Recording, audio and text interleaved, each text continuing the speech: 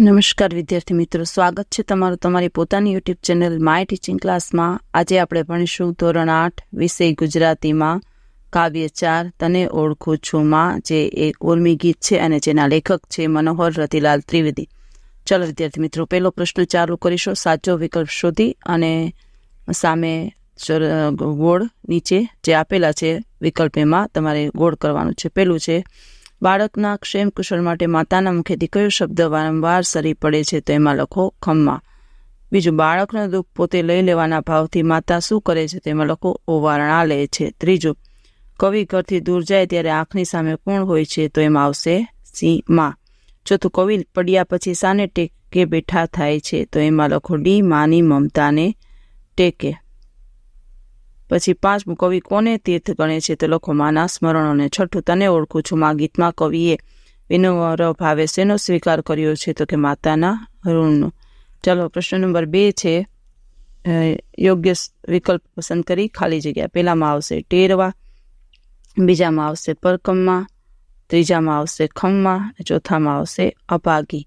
હવે છે ત્રીજો પ્રશ્ન ખરા ખોટા, એમાં પહેલું ખોટું અને બીજું સાચું જોઈ શકો છો વિદ્યાર્થી મિત્રો। પહેલું ખોટું અને બીજું સાચું। હવે છે ચોથો પ્રશ્ન, એક વાક્યમાં ઉત્તર લખો। માની મમતાને ન પામનાર માટે કવિ કયો શબ્દ વાપરે છે, તો લખો અભાગી શબ્દ વાપરે છે। બીજું, એકલવાયુ ચોમાસું વરસે છે એવું કયા સંદર્ભમાં કહે છે? સંતાનો દૂર હોય ત્યારે એકલવાયુ જીવન વ્યતીત કરતી માતાની આંખમાંથી આંસુ નહીં પણ એની મમતા ચોમાસાની જેમ વરસે છે એ સંદર્ભમાં। પાંચમો પ્રશ્ન, નીચેના પ્રશ્નોના 2 વાક્યોમાં ઉત્તર આપો। પેલું, કવિ માની મમતા કયા કયા પ્રસંગે અનુભવે છે, તો લખો જ્યારે કવિના જીવનમાં સંકટ કે મુશ્કેલીઓ આવે છે, સગા સંબંધીઓ કે મિત્રો એમને હડસેલે ઉપેક્ષા કરે, ધિક્કારે કે એક તરફ ફેંકી દે, ત્યારે કેવળ એમની માની મમતા જ એમને ટેકો આપે છે।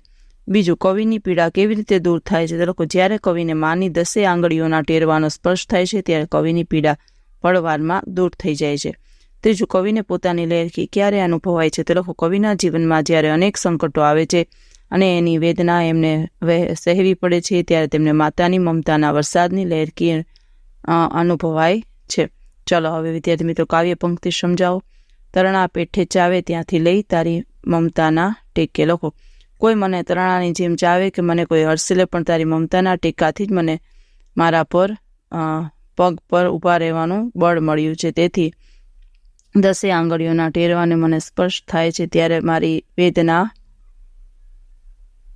પછી બીજું, ઘરેથી દૂર હોઉં ત્યારે કરું પરિક્રમા, અહીંયાથી હું ઘરેથી ભલે દૂર હોઉં છતાં તું મારી આંખ સામે જ હોય છે।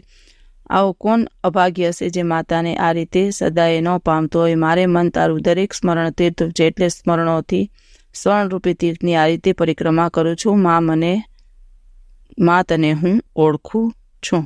ચલો વિદ્યાર્થી મિત્રો, હવે છે અન્ય પ્રશ્નોત્તર। એમાં જુઓ, તમારી માતાના ગમવાના કારણો કે પ્રસંગો લખો। મને મારી માતા બહુ ગમે છે, માતા મને હંમેશા દરેક કામમાં પ્રેરણા આપે છે, મારું સતત ધ્યાન રાખે છે, કોઈ મારા પર ગુસ્સો કરે કે મને ચીડવે તો મને શાંત રહેવાની સલાહ આપે છે, પરીક્ષા શરૂ થાય એ પહેલાં દરેક વિષયની તૈયારી કરવા માટે મને સરસ સમયપત્રક તૈયાર કરી આપે છે, હું પરીક્ષામાં સમયસર બધા પ્રશ્નોના ઉત્તર લખી શકું એ માટે મારી પરીક્ષા લે છે, મને જે વિષય અઘરો લાગે એ સરસ રીતે સમજાવીને માતા મારો આત્મવિશ્વાસ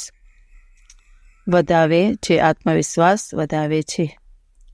લખો, મોટા થઈને તમારી માતાનું ઋણ કેવી રીતે અદા કરશો? તો મોટા થઈને હું મારી મમતાના સ્વાસ્થ્યનું સંપૂર્ણ ધ્યાન રાખીશ, એની સેવા ચાકરી કરીશ, એને હાથ પકડીને મંદિર લઈ જઈશ, એને તીર્થની યાત્રા કરાવીશ, એને ભજનો સાંભળવા ગમે છે એટલે તેને માટે CD પ્લેયર લઈ આવીશ, એને મનગમતા ભજનોની લોકગીતની કે અન્ય ગીતની CD લાવી આપીશ, અને કોઈ વાતનું દુઃખ ન પડે એનું હું જીવન સુખ શાંતિથી તથા આનંદમાં પસાર થાય। પહેલો પ્રશ્ન, વ્યાકરણનો સમાનાર્થી। મારક તો કે પથ અને રસ્તો, અભાગી તો કે કમનસીબ અને દુભાગી, સદાય તો કે હંમેશા અને સર્વદા, સ્મરણ તો કે સ્મૃતિ અને યાદ, લહેરખી તો કે લહેર અને તરંગ, તીરથ તો કે તીર્થ અને ધર્મ, સમુદ્ર તો કે સાગર અને દરિયો, આકાશ તો કે ગગન અને નભ, શશી તો કે ચંદ્ર અને મયંક, રાત્રિ તો કે રજની અને નિશા। હવે વિરોધી શબ્દ, અભાગી તો સદભાગી, સ્મરણ તો કે વિસ્મરણ। હવે શબ્દકોશમાં ગોઠવો। પેલું લખો ટેરવા, પછી પાપણ, વેણ, સ્મરણ અને હોઠ। ચોથો પ્રશ્ન, શબ્દ સમૂહ માટે એક શબ્દ, ખમ્મા અને લો। પ્રાસવાળા શબ્દો કાવ્યમાંથી શોધીને. ચલો, ખમ્મા તો ખમ્મા, આંસુ તો કે ચોમાસું, સામે તો કે પામે, ફેંકે તો ટેકે. ચાલો વિદ્યાર્થી મિત્રો, જે પ્રશ્ન 6નો એક અધૂરો જવાબ એ તમે પૂરો કરી લ્યો અને પ્રશ્ન 7નો બીજાનો તથા આનંદમાં પસાર થયા માટે હું સતત ધ્યાન રાખીશ.